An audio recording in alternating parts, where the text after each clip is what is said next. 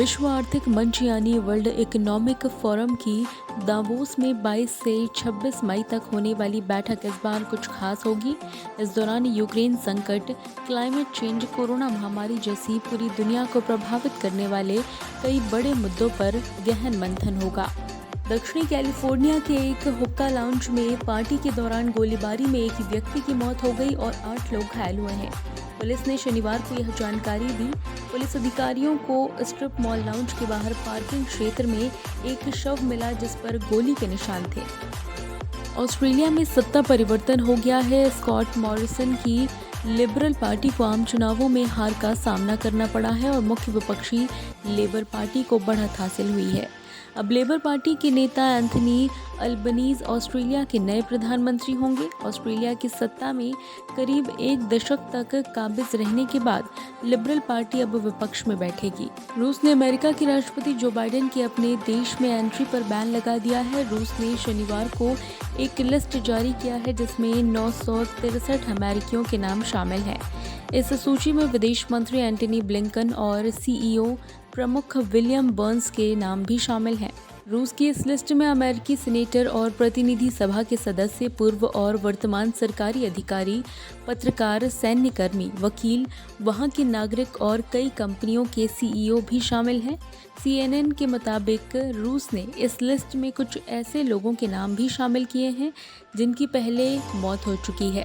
इस लिस्ट में अमेरिका के जॉइंट चीफ ऑफ स्टाफ के अध्यक्ष मार्क मिले, राष्ट्रीय सुरक्षा सलाहकार जेक सुल्वीनल के नाम भी शामिल हैं। एक देश एक कानून को सफल बनाने के लिए भारत में 5 साल पहले GST यानी गुड एंड सर्विस टैक्स को लागू किया गया था। लॉकडाउन और यूक्रेन युद्ध के बाद भारत समेत पूरी दुनिया में आर्थिक संकट के बादल मंडरा रहे हैं।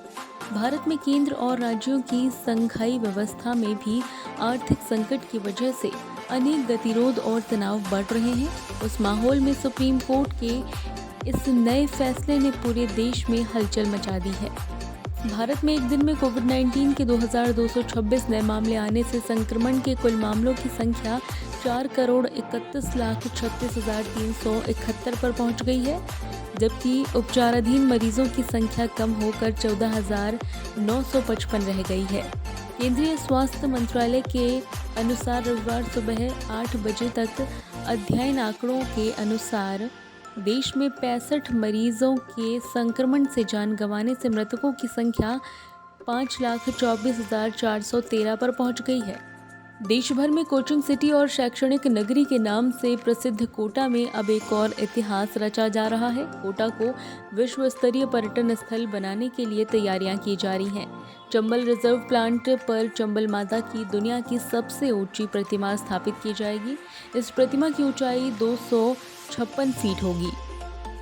पहले दिन बॉक्स ऑफिस पर हुई कमाई के बाद कयास लगाए जा रहे थे कि दूसरे दिन यानी कि रविवार को दोनों फिल्मों के बीच तकड़ी टक्कर देखने को मिल सकती है, लेकिन दूसरे दिन भी भूल भुलैया 2 के आगे धाकड़ पस्त नजर आई।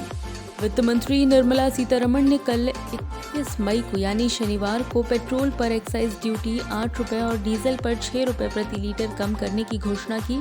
टैक्स में कमी के बाद पेट्रोल की कीमत 9.5 रुपये प्रति लीटर और डीजल की कीमत 7 रुपये प्रति लीटर कम हो गई है। ताज़ा खबरों के लिए सब्सक्राइब करें JSR टाइम्स और साथ ही नोटिफिकेशन पाने के लिए बेल आइकन को दबाएं।